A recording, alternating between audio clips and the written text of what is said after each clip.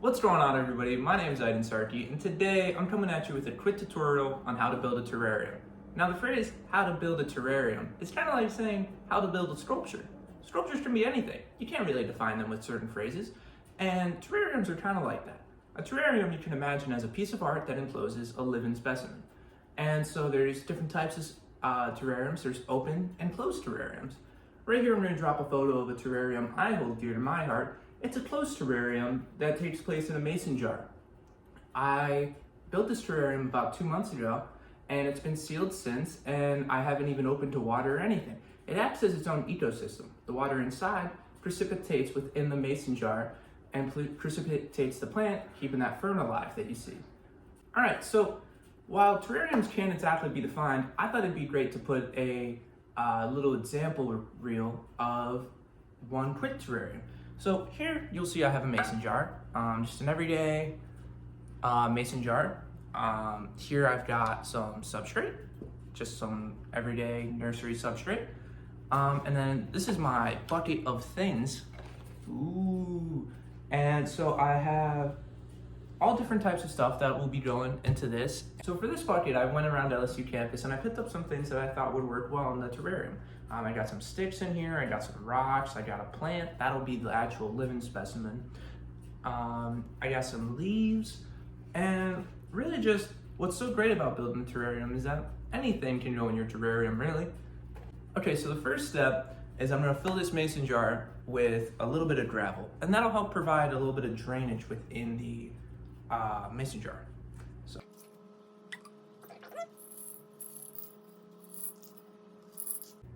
And you can see I'm just providing a little base layer of gravel there. Now I'm gonna add a little bit of substrate on top of that. That'll add as our foundation of the terrarium and provide a rooting zone for the plant that we'll be adding soon.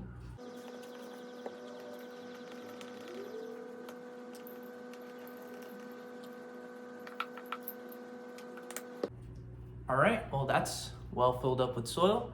And now I'm going to be adding the plant.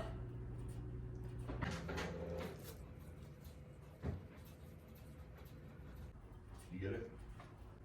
Oh, I'm still fun. And we're just gonna bury those roots.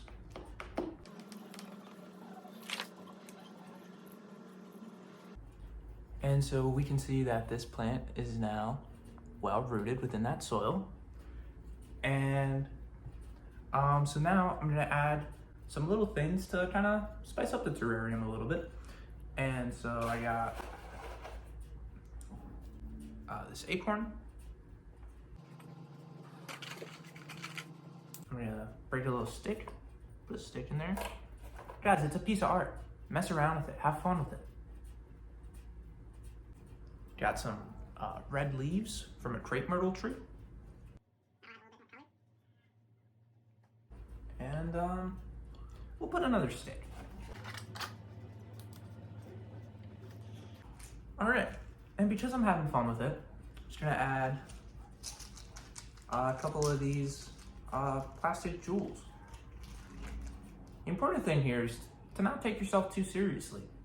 Yeah, you're building a terrarium, and hopefully it lasts forever, but you know, it's important to have fun in the process, right?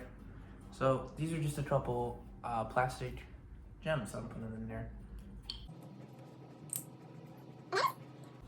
So I'll give a bit of a close-up. You can see we have our plant. We can see the jewels. And this plant will have plenty of room to grow, and it'll probably fill up the entire terrarium with green. So the water that we're adding to the terrarium is gonna be the only source of water this terrarium has, unless you happen to see that it looks a little underwater and you decide to reopen it. But my goal with this terrarium is to keep it closed, and so in order to do that, I need to ensure that this soil is moist enough that it's going to have enough water to last in there for however long this terrarium goes. And so I'm really going to kind of overdo it with the water here.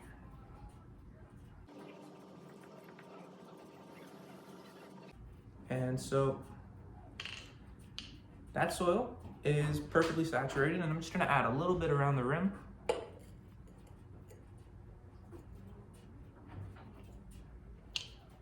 to help ensure all surfaces are soaked. And now, final step, just gonna throw the lid on. Just gonna seal this up.